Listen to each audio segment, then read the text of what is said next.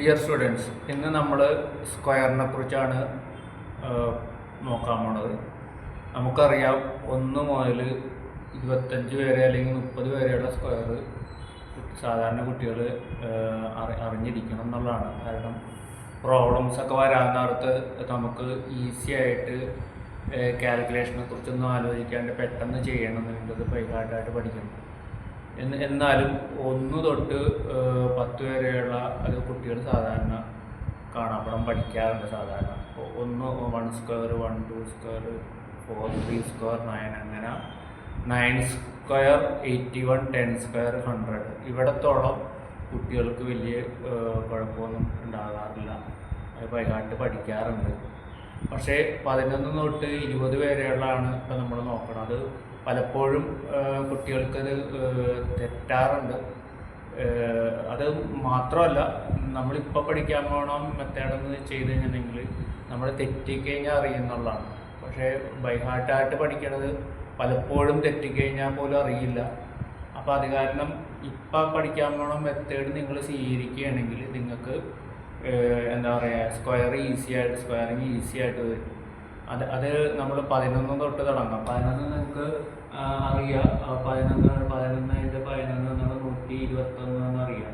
ഇവിടെ നമ്മൾ ഇപ്പോഴത്തെ മെത്തേഡ് എന്ന് ഉദ്ദേശിക്കുന്നത് 11 ഇവിടെ +1 ഇടാം, +1 ഇടാം. ഓക്കെ, എന്നിട്ട് എന്ത് ചെയ്യണം?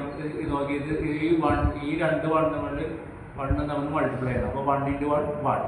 എന്നിട്ട് എന്ത് ചെയ്യണം? ഈ 11 +1 വേണ്ട.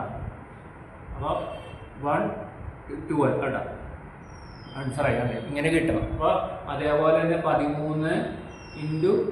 13 × 30. അപ്പോൾ ഇവിടെ +3, ഇവിടെ +3. അപ്പോൾ എത്രയാണ്? 3 × 3 എന്നുള്ളത് 3 × 3 9. എന്നിട്ട് എന്ത് ചെയ്യണം? ഇത് രണ്ടും കൂടെ ആഡ് ചെയ്യണം. 13 + 3, ഈ 3 ആയിട്ട് ആഡ് ചെയ്യണം. അപ്പോൾ എത്രയാണ്? 1 6 9 കണ്ട കിട്ടണണ്ട. അപ്പം ഇതേപോലെ തന്നെ നോക്കിയ 14 സ്ക്വയർ 14 × 14 എത്രയാണ്? ഇവിടെ +1 4 ഇടുക, ഇവിടെ +4 ഇടുക. അപ്പം നോക്കി ഇത് 16 ഇടാണ്. 4 × 4 16. ബാലൻസ് 1 ഇവിടെ ഇടുക 1. എന്നിട്ട് 14 + 4 എത്രയാണ്? 14 + 4 പ്ലസ് ഈ 1 വേണ്ട, ഈ 1 ഇടണം. അപ്പോൾ എത്രയാണ്? 196 കേട്ടോ, ആൻസർ 196 കണ്ട. ഇതേപോലെ തന്നെ 15 × 15, 15 × 15. അപ്പോൾ +5, ഇവിടെ +5. എന്നിട്ട് എന്ത് ചെയ്യണം? 5 × 5 5 × 5 25. ബാലൻസ് 2 ഇവിടെ ഇടുക കണ്ട. എന്നിട്ട് ഇതിനോട് കൂട്ടുക. 15 പ്ലസ് ഈ 5 കണ്ട, ഇങ്ങനെ കൂട്ടുക. 5 പ്ലസ് ഈ 2 കണ്ട. അപ്പോൾ എത്രയായി? 225 കണ്ട. ഇതേപോലെ തന്നെ 20 വരെയുള്ള കാൽക്കുലേഷൻസ് നിങ്ങൾക്ക് ഈസി ആയിട്ട് ചെയ്യാൻ പറ്റും. അത് മാത്രമല്ല, തെറ്റിക്കഴിഞ്ഞാൽ നിങ്ങൾക്ക് ഇത് പഠിച്ചു കഴിഞ്ഞാലുള്ള ഒരു എളുപ്പം എന്ന് പറയുന്നത് പെട്ടെന്ന് അറിയാൻ പറ്റുന്നുള്ളതാണ്. അത് മാത്രമല്ല, ബ്രെയിനിൻ്റെ വർക്ക്, നമ്മുടെ ബ്രെയിനിൻ്റെ വർക്ക് കുറവാണെങ്കിൽ നമ്മൾ ഓട്ടോമാറ്റിക്കായിട്ട് കണക്ക് ഇഷ്ടപ്പെടും. ഇതതിൻ്റെ അടിസ്ഥാനം.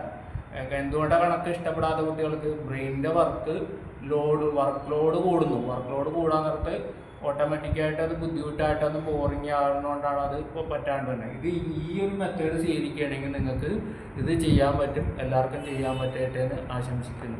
Thank you.